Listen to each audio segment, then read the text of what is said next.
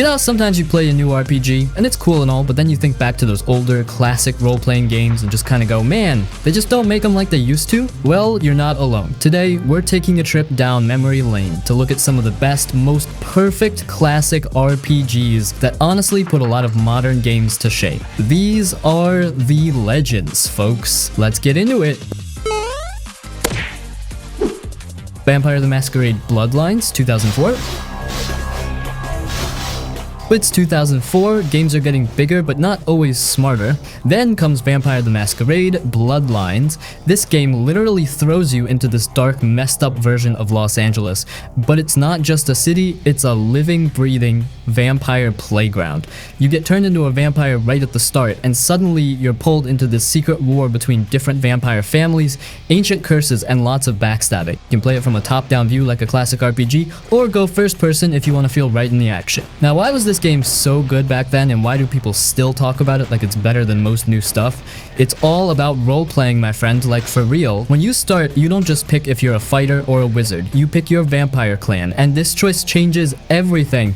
Imagine picking the Malkavian clan. Your character is literally insane, so the words they say in dialogue are completely jumbled and crazy, but sometimes those crazy words actually make sense in a weird, prophetic way. It's wild. Or you could pick the Nosferatu clan, and your character is so ugly, just looking at them makes normal people scream and run away. So you have to sneak around the whole city in sewers and dark alleys to do quests. No, just walking into a fancy store for you, this kind of choice where your whole game experience changes based on who you picked was almost unheard of back then, and honestly it's still rare in new RPGs today. The game let you actually play your character. You could be a smooth talker who sweet talks her way out of trouble, a sneaky thief who picks locks and hacks computers, or just a brute who smashes everyone. The game didn't force you to fight every single enemy. You had options, real freedom in how you solved problems. That level of player choice and different solutions for quests was just amazing for 2004.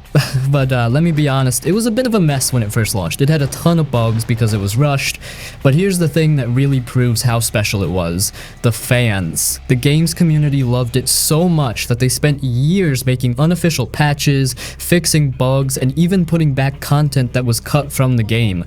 That kind of dedication from players just doesn't happen for a mediocre game. But it happened because Bloodlines was a diamond, even if it needed a lot of polishing from the fans. So yeah, Vampire the Masquerade Bloodlines is a legendary classic because it gave players unmatched freedom, amazing writing, and true role-playing choices that still feel fresh today. It showed what was possible, even if it stumbled a bit at the start. It's a game you have to play if you want to see how deep an RPG can really get.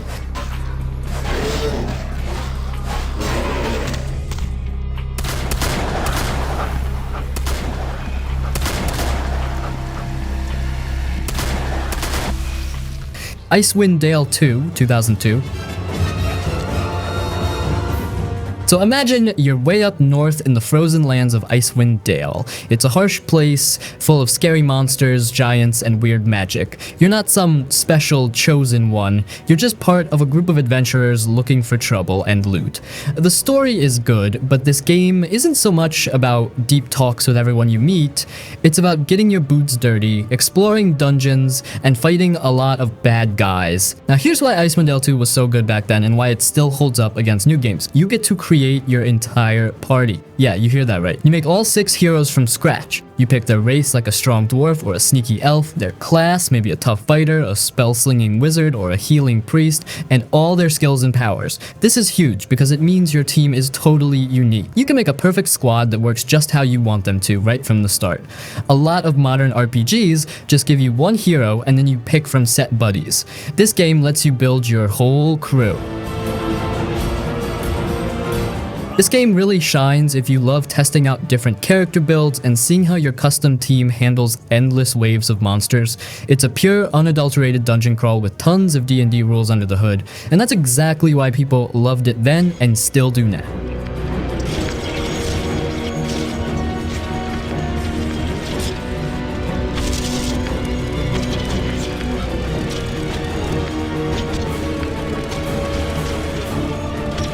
The Elder Scrolls III Morrowind, 2002.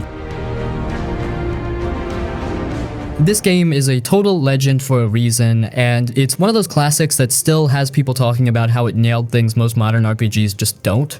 You're mostly playing this one from a first-person view, like you're actually there, but the world around you is unlike anything else. So, you start as a prisoner, just dropped off on this weird alien island called Vvardenfell, and when I say alien, I mean it. Forget your typical green forests and medieval castles, Morrowind is full of giant mushrooms that are taller than trees, creepy bug-like creatures that carry people around like taxis, called silt striders, and they sound awesome, strange, moody landscapes, and cities built into giant volcanic rock formations. It's truly unlike any fantasy world you've ever seen, and that's a huge part of its charm. Back in 2002, this was mind-blowing, a truly unique, handcrafted world to explore. Now, why does it feel like it puts some modern games to shame? Well, for starters, Morrowind does not hold your hand at all. When someone gives you a quest, they don't say, go to the glowing dot on your map. Oh no. They say things like, head east out of Balmora, past the giant mushroom, turn north at the twin lamps, and then look for a rock shaped like a troll's head. You actually had to read your journal, listen to directions, and use your brain to find places. This made exploration feel like a real adventure, like you were actually discovering things, not just following an arrow. Many modern games just put big shiny markers everywhere, which can make the world feel smaller. The story and the world's history are incredibly deep. You can find tons of books in the game that tell you all about the gods, the different cultures, and ancient wars. It feels like this world existed long before you got there and will keep going long after. You can join different factions like warrior guilds, magic colleges, sneaky thief groups, or even ancient houses and rise through their ranks. Your choices and actions really matter and can change how people react to you and what happens in the world. You could even accidentally kill a character that's super important to the main story, which means you'd have to figure out a new way to finish things or just load an old save, haha. That kind of freedom and consequence was a big deal back then. The character building is also super flexible, you can create almost any type of hero you can imagine, and your skills actually get better the more you use them. Yeah, the combat can feel a little weird at first, it's based on dice rolls behind the scenes, so you might miss even when you're swinging right at a bad guy, but once you get used to it, it becomes part of its unique charm.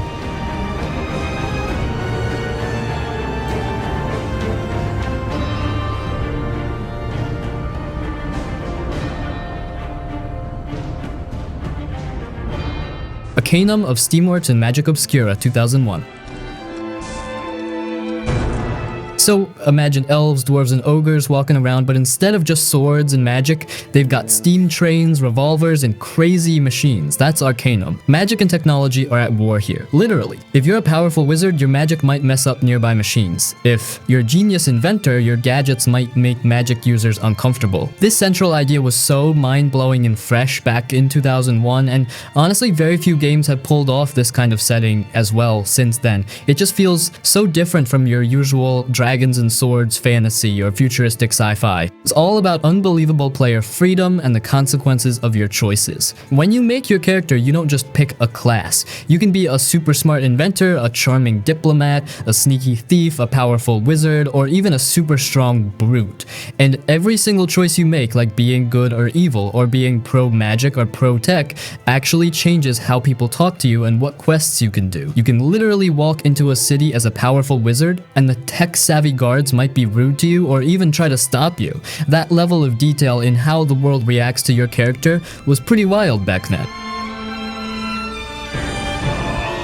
The dialogue in this game is also super deep and witty. You can talk your way out of almost anything if you're smart enough, or charm people or intimidate them. Your stats actually matter in conversations, opening up different lines of talk. The story is big and epic, full of different factions and mysteries to uncover, and you can truly play it your way. You could finish the game as a hero, a villain, or just a rich merchant who solved everything with money. Now, just like a few other classics we've talked about, Arcanum was pretty buggy, and maybe a bit rough around the edges when it first came out. It was incredibly ambitious, maybe too ambitious for its time. But the pure genius of its world and how much freedom it gave you made people overlook those flaws. Fans spent years making patches to fix things because the core game was just that special. That's a mark of a true classic, man.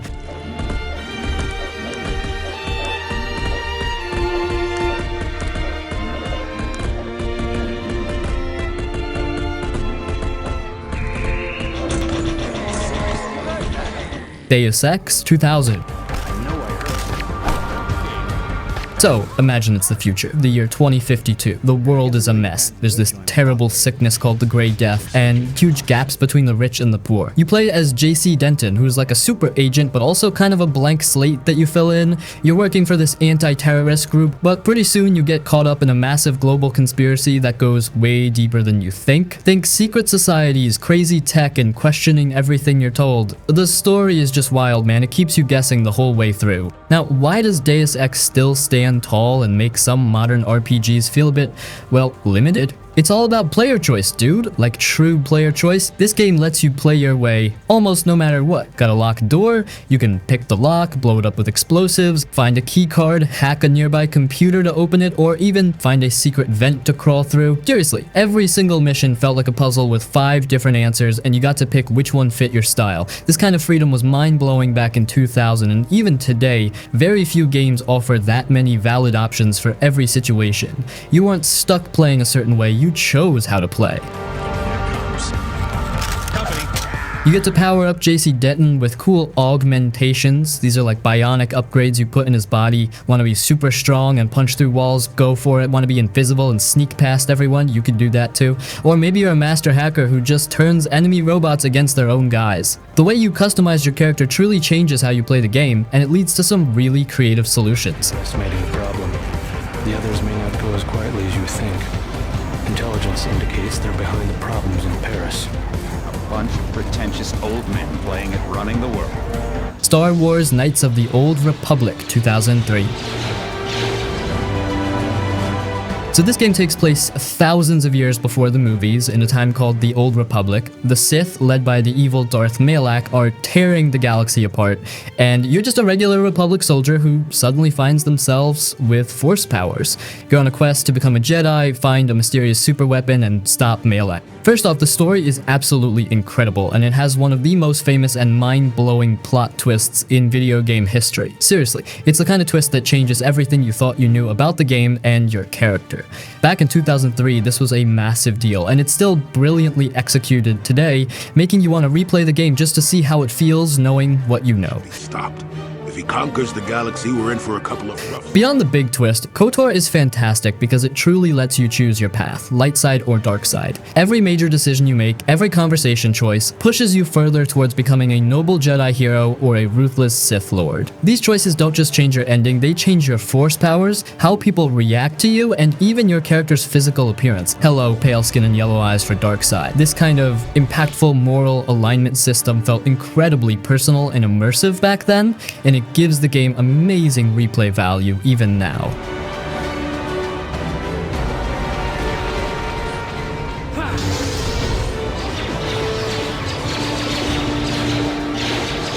Shin Megami Tensei 3 Nocturne, 2003. This game isn't your typical fantasy adventure. It's darker, weirder, and way cooler than you might think. It's a Japanese RPG, and you play it from a third-person view, moving around a very messed up version of Tokyo. So imagine this. You're just a normal Japanese high school kid, and then suddenly, the whole world ends, literally. Tokyo gets folded inside out, turning into this scary, demon-filled place called the Vortex World. And you get turned into a half-demon with cool tattoos and powers. Your goal is to figure out what happened and decide what kind of new world should be born from the ashes. It's super gloomy, but in a very stylish way. My dream shall be realized. First, the combat system is brilliant. They call it press turn, it's turn-based, so you and the bad guys take turns hitting each other. But here's the clever part. If you hit an enemy's weak spot, like using a fire spell on an ice demon, you get an extra turn. But if you mess up or miss or they block, you lose turns. This makes every single fight a super tense puzzle. You have to really think about what you're doing, or you'll get wiped out fast. This kind of smart, risky combat was super unique back in 2003 and keeps you on your toes more than many modern games. Second, your party isn't just other human friends. Your main buddies are demons that you convince to join you. Yeah, you can literally talk to demons in battles, try to be nice, trick them, or even threaten them to get them to join your team. Then, you can take 2 of your demons and fuse them together to make a brand new, stronger demon. It's like Pokemon, but for super dark, scary, and often very cool looking demons. This system gives you tons of ways to build your team and find powerful combinations. It's a huge part of the fun and strategy.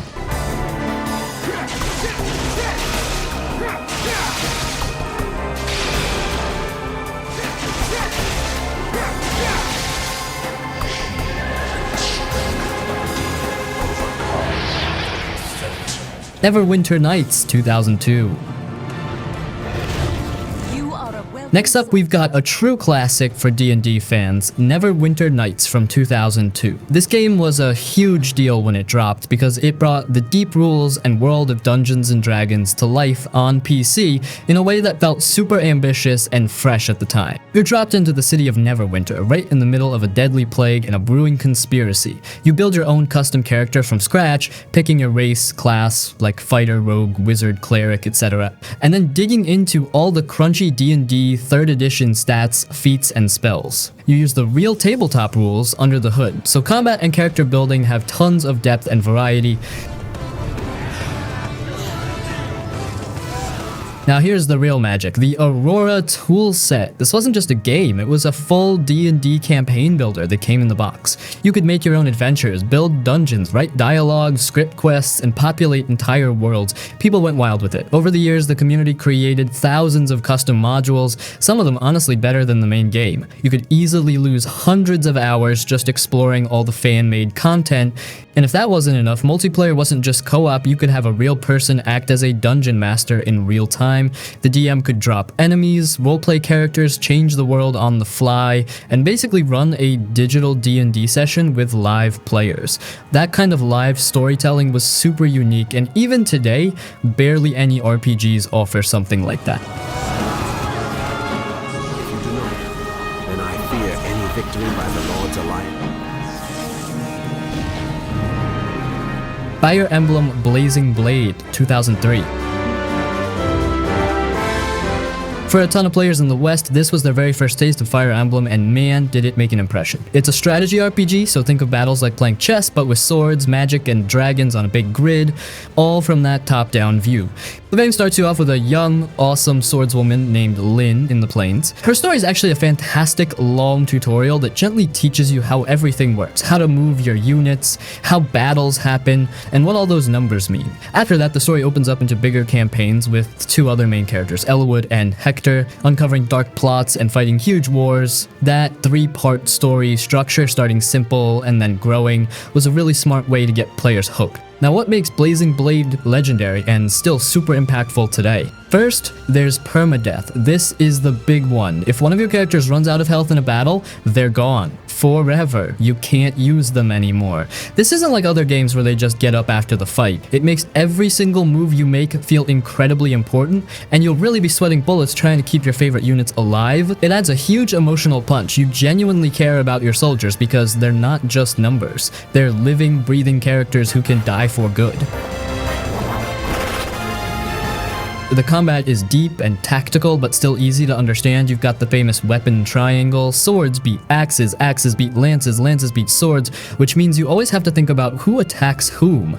Terrain matters too. Hiding in a forest gives you defense. It makes every battle a little puzzle, and it feels awesome when your smart moves pay off. Yeah, it can get really tough, especially in the later chapters, and some units are definitely way stronger than others, but figuring out how to use your best guys and make the weaker ones useful is part of the fun. Speaking of units, you gather a huge army of memorable characters. Each one has their own personality, and while there's no voice acting, it's all text-based, like reading a cool book. Their personalities really shine through in their dialogue. The best part is the support system. As certain characters fight next to each other, they build friendships. When their friendship level goes up, they unlock short, text-only conversations that give you funny insights into their lives, their quirky habits, or how they feel about each other. It's not always super dramatic, but it makes characters like the loyal Knight Sane and the kind Pegasus rider Florina, or the brooding mercenary healer Hela, feel like real people you care about. These supports also give combat bonuses, making you want to pair up your favorites.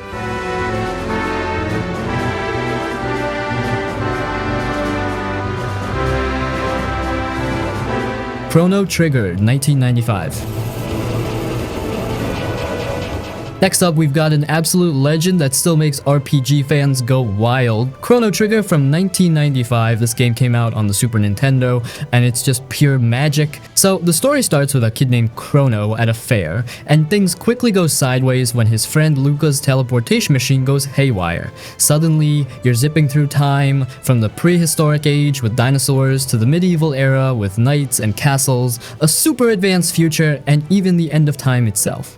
Your goal is to stop a giant world-eating alien monster named Lavos from destroying the planet in the future. First, it's all about that time travel mechanic, and it's brilliant. This wasn't just a gimmick, your actions in one time period actually affect others. For example, if you help someone in the past, their family might be super important in the future, or a change you make might prevent a disaster. This created incredibly clever quests and made you feel like every trip through time really mattered. It was revolutionary back in '95 and still feels super fresh today. And then there's the battle system, which was way ahead of its time. Unlike many RPGs back then that would suddenly jump you into a separate fight screen with random enemies, in Chrono Trigger you see enemies right on the map. When you walk near them, the battle just starts seamlessly right where you are. But this made exploring much more fluid and less annoying. Plus, the real secret sauce was the dual techs and triple techs. Your characters could team up to unleash powerful combined attacks, like your main hero Chrono and your wizard friend Luca could combine their powers to do a super cool fire whirl attack. These combined moves were awesome to watch and added a ton of strategy to fights. The game also had no random encounters, which was a huge deal for its time. You could see every enemy, so you could choose to fight or sometimes even try to sneak past them. This was a massive quality of life improvement that made the game flow much better.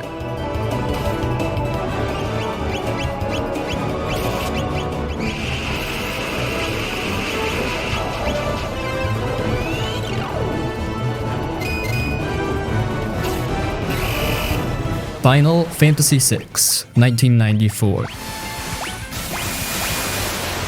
So imagine a world where Magick has mostly disappeared and technology, think steam engines and machinery, is taking over. Then a powerful evil empire starts using the last remnants of Magick to conquer everything, led by this genuinely terrifying and totally bonkers villain named Kefka. He's not just a bad guy, he's pure chaos and evil, and he laughs like a maniac. You follow a group of freedom fighters called the Returners who are trying to stop him. First off, the story is absolutely epic and goes to some seriously dark places. It blends that classic fantasy magic with cool steampunk technology in a way no other game really did before. You'll experience triumphs, huge losses, and moments that are genuinely heartbreaking. But the biggest jaw-dropper is the world of ruin. Without spoiling too much, about halfway through the game, something truly massive happens that completely changes the world map and the entire feel of the game. It's a huge, shocking plot twist that was revolutionary for 1994 and still feels incredibly impactful today. It wasn't afraid to take huge risks with its story. And then there's the characters. Oh man, the characters. Instead of just one main hero, you get a massive cast of 14 playable characters, and almost all of them are super deep and have their own backstories, personalities, and special powers. You've got Terra, who can transform, Locke, the treasure hunter, Sabin, who does crazy martial arts moves, Edgar, the cool king with his gadgets, Celis, the former general, and even a totally insane clown villain, Kefka, who is easily one of the most evil and memorable bad guys in all of gaming. The story spends time letting you get to know all of them, and because you're leading a whole rebellion, it feels like a true ensemble adventure.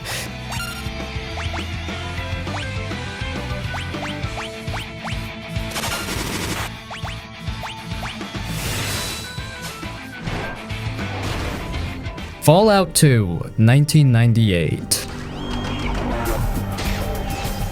Imagine it's 80 years after the first Fallout and about 160 years after the bombs dropped. You're the chosen one, a descendant of the first game's hero, and your village is dying from a drought. Your quest is simple. Find an ancient piece of tech called the GECK, Garden of Eden Creation Kit, to save your people. But in the wasteland, nothing is simple, and you're quickly thrown into a huge, dangerous, and incredibly weird adventure. The player freedom and choice and consequence system are just legendary. This game doesn't care if you want to be a hero, a total jerk, a smooth talker, or a bloodthirsty bandit. It lets you do it all, and the world reacts to your choices. You can complete quests in so many different ways. Talk your way out, sneak around, hack a computer, pickpocket, or just shoot everyone, and your choices can have ripple effects hours or even dozens of hours later in the game. You might save a village in one area and then later hear about how it thrived or failed because of your actions. It's a true sandbox where your story feels genuinely unique, which many modern games struggle to deliver with the same depth. Service.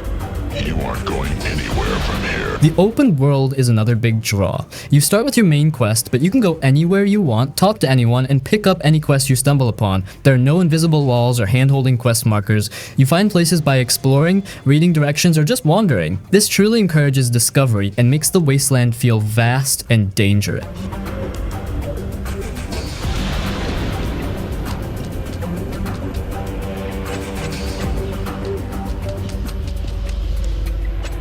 Suikoden II, 1998. Let's talk about a game that's got a special place in the hearts of many hardcore RPG fans. A real hidden gem from the PlayStation 1 era, Suikoden II from 1998, though it hit North America in 1999. This game might look a bit old school with its 2D sprites and top-down view, but man does it pack a punch with its story and unique gameplay. You start as a young man named Ryao, who's part of a youth brigade with his best friend Joey. But things go sideways fast when they're betrayed by their own general and framed for a massacre. This kicks off a heartbreaking story of war, betrayal, and trying to unite people against a truly terrifying enemy. You'll lead a rebellion against the invading Highland Kingdom, where Joey, your best friend, ends up on the opposite side. The emotional core of this game, centered around that fractured friendship against the backdrop of a brutal war, is incredibly powerful and well written. First, it's all about the 108 Stars of Destiny. This is the game's signature feature. Throughout your journey, you're not just finding party members, you're recruiting 108 unique characters to join your cause. These aren't just random NPCs, they all have names, backstories, and often unique roles in your growing castle headquarters. You'll find cooks, blacksmiths, tacticians, artists, scholars, and tons of different fighters, each representing one of the Stars of Destiny from Chinese folklore. Seeing your rundown castle transform into a bustling, living hub filled with all these people you've recruited is incredibly satisfying and gives you a real sense of building a community. Standard turn-based battles, this is your main combat, with parties of up to 6 characters. Having 6 characters in battle gives you a lot more strategic options than typical JRPGs, especially with the Unite Attack special, often hilarious, combined attacks between specific characters who have a strong bond, like Ryao and Joey's friendships attack.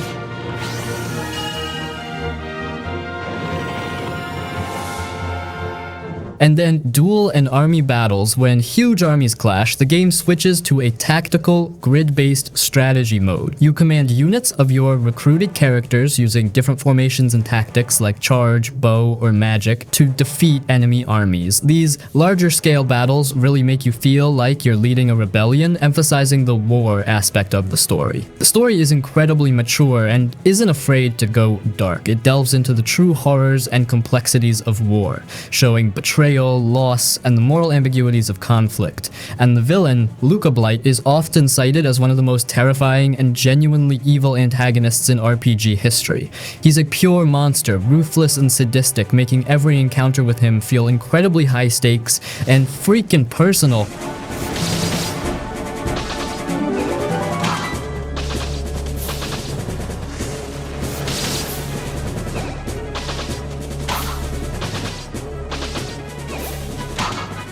Baldur's Gate 2 Shadows of Amn.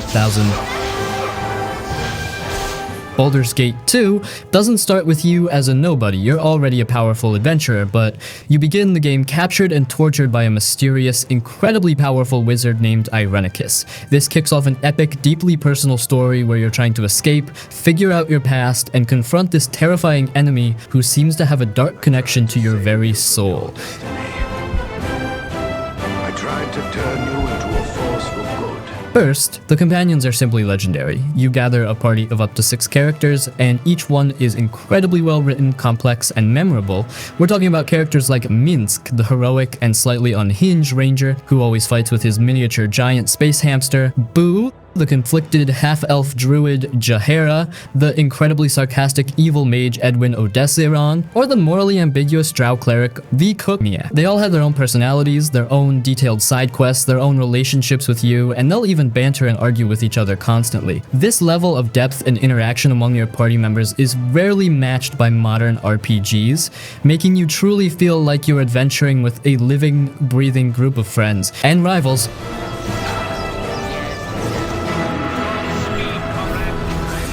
Second, it offers an amazing balance of freedom within an epic story. While you have a powerful main quest to follow, the game drops you into the massive, sprawling city of Athkatla, which is packed with hundreds of side quests, factions to join, mysteries to uncover, and dungeons to explore. You can spend dozens of hours just exploring the city and doing side activities before even touching the main story. Would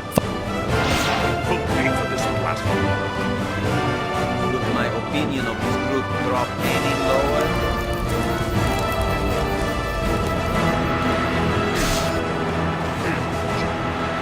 Final Fantasy IX 2000.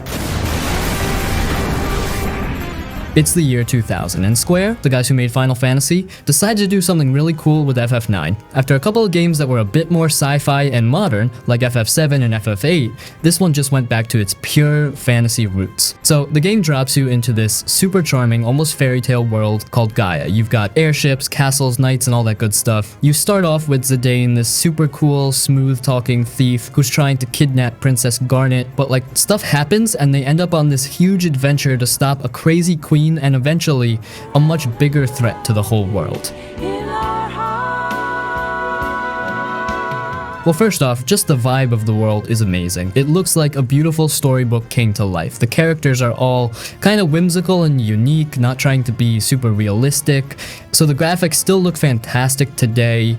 You really feel like you're stepping into a classic fantasy adventure. And the way your characters get stronger is also super clever. Instead of just leveling up, you learn new abilities, spells, cool moves, passive buffs, by equipping different weapons, armor, and accessories. So you put on a new sword, and if you keep it equipped for a while, you'll master that sword's ability, and then you can use it even without the sword. It makes you want to try out all the gear you find, which is a neat way to get powerful.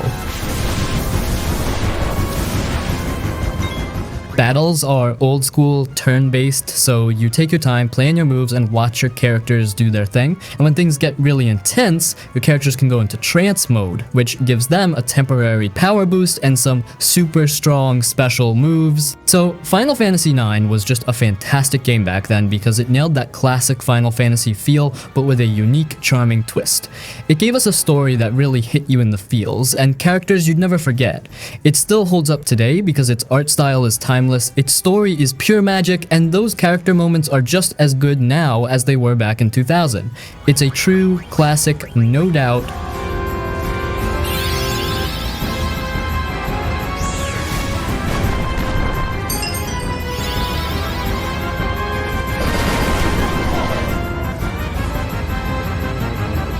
Mass Effect 2007. Let's just chat about the OG Mass Effect for a sec. It just hits different. It's one of those RPGs that when it came out on the Xbox 360, it really felt like something new, you know? Like it pulled you into this whole sci-fi world in a way I hadn't really felt before. You play it from a third-person view, which is cool, and yeah, there's shooting, but it's got this huge RPG heart beating underneath. So, you kick things off by making your own character. Commander Shepard, you pick if they're a guy or a girl, how they look, their whole background story. It's your hero, and pretty fast, you're not just some grunt. You're this elite space agent, a Spectre, and you stumble onto this absolutely terrifying ancient threat called the Reapers. Seriously, these things are like giant nightmare fuel machines that just show up every 50,000 years to wipe out everyone. And yeah, it's up to you to try and stop them. It's like someone dropped a bomb. For me, the biggest thing is just how alive the whole universe feels. BioWare, the folks who made it, built this galaxy that's just packed with cool alien races. You've got the super tough Krogans like Rex, who's awesome by the way, total fan favorite. The super honorable Turians like Garrus, your main man through thick and thin.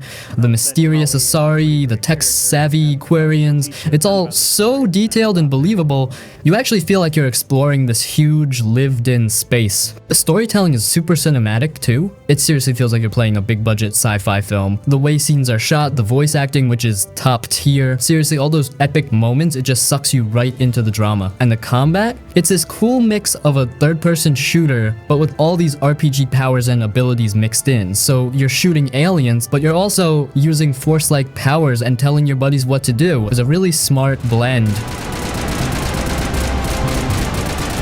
And yeah, the whole idea that your save file carried over to the next game in the trilogy, that was genius. It made it feel like this one continuous grand space saga, and you were right at the heart of it.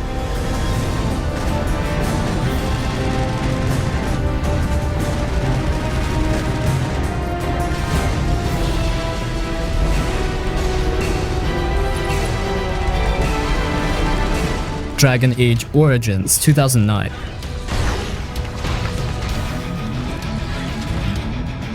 You're in this place called Ferelden, and things are going downhill fast. There's this huge army of ugly monsters called the Darkspawn, and it's a real doomsday situation called a Blight. You're one of the last Grey Wardens who are like the only people who can actually fight these things, so your big job is to get everyone to stop fighting each other and unite against this massive evil. And the way you start the game is super unique, like seriously cool. You don't just pick Guy Warrior or Girl Mage, you pick your background, and that actually gives you a totally different starting story for the first hour or two. So if you're a human noble, you're living in a fancy castle before everything goes south, but if you're a city elf, you're stuck in the slums dealing with jerks. It makes it feel like your story right from the jump, and it's awesome for playing it more than once just to see all the different beginnings. Me? I don't want a dog. I can barely take care of myself. And man, the choices you make in this game, they hit hard. This isn't one of those games where your choice just changes one line of dialogue. Nope. You're constantly making tough calls, and there are almost never perfect answers. It's all shades of gray, like, do I save this person and risk that other thing? And whatever you pick, it sticks. Your decisions can totally change the story, how your friends feel about you, and even what happens to entire towns down the line. It really feels like you're shaping the world, not just pushing buttons. Also, the whole world of Dragon Age is super cool. It's dark and gritty, but it's got so much history and different cultures. It just feels like a massive, believable place you're actually saving. Smart now. They destroyed the Legion. So, Dragon Age Origins was a huge deal back then because it brought back that deep, classic RPG feeling with a modern twist. It gave you amazing choices that actually mattered, made every character feel like a real person, and had combat that was actually fun to think about. It still holds up today because that kind of deep role-playing, where your choices truly shape your story and your buddies feel real, is still a tough act for a lot of newer games to follow. It's just a top-tier adventure, period.